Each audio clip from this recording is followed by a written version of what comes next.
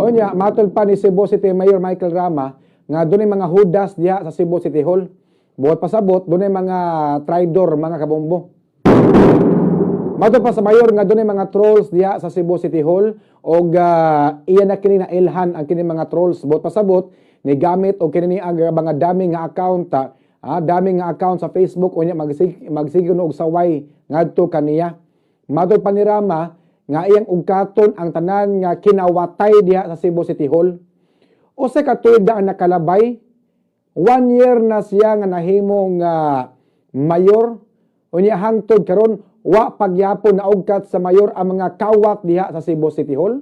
Unta nganla ni Mayor Michael Rama kung si kinsa ning mga hudas o traidor diha sa Cebu City Hall. Unta nganlan sa mayor kung si kinsa ning mga trolls diha sa Cebu City Hall. Unta nganlan sa mayor kung si kinsa ning mga kawatan diha sa Cebu City Hall. Di man siya makasulti sa mga pangan, mura man siya noon og dili sigurado sa iyang mga gipanulti kay di man siya makasulti sa mga pangan sa mga kawatan nga iyang gitumbok mga kabombo. Lisod ning magatiguang na tao niya kuwang tastabyog sa duyan. Kuwang tastabyog sa duyan pagabata kay murag gyapon tag bata-bataon. Mas daghan pa ang istorya kaysa lihok mga kabombo.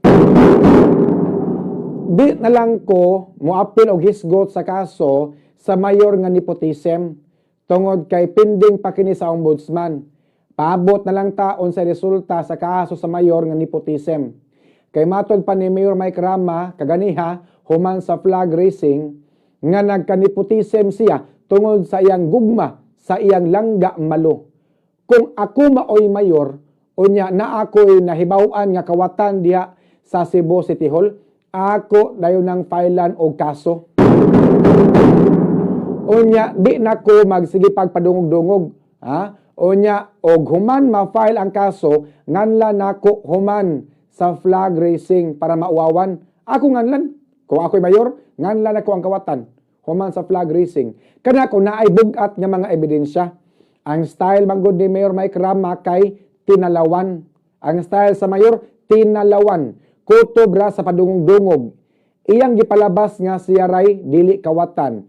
Iyang gipalabas nga siya ray limpyo. Iyang gipalabas nga siya ray tarong. Ayaw na lang ta anak Mayor Mike. Iyang gipalabas nga siya ray tarong. Ayaw na lang ta anak Mayor Mike. Di na lang gud ta magpakahipokrito. Atikon paman minimo. Unya, ako nagatuo nga ang luha sa mga kabos makagaba. Pila ka kaswal og job order imong gikulban sa kaldero. Pila ka libo nga mga empleyado diha sa Cebu City Hall ang nawad-an og trabaho tungod kay wala nimo girenew, tungod kay nagtuo ka, nagduda ka nga tuan ni botar ni Konsehal Dave Tumulak sa nakalabay nga eleksyon hinungdan nga wa nimo gipangrenew. Nanghilak in town ang uban nga mga empleyado nga gipangtangtang bisag walay sala. Nagtinarong unta sa trabaho apan gipangtripan sa mayor.